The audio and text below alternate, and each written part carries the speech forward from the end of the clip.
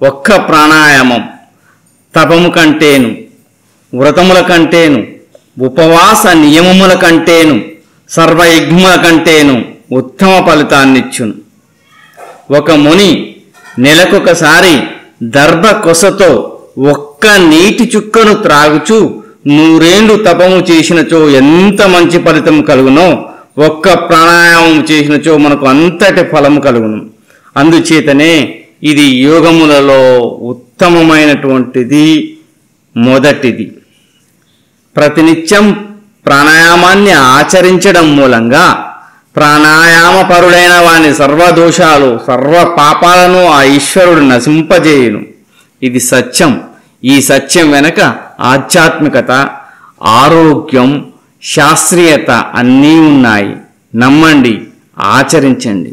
Survey జనా సుఖినో భవంతు. ఓం శాంతి శాంతి శాంతి.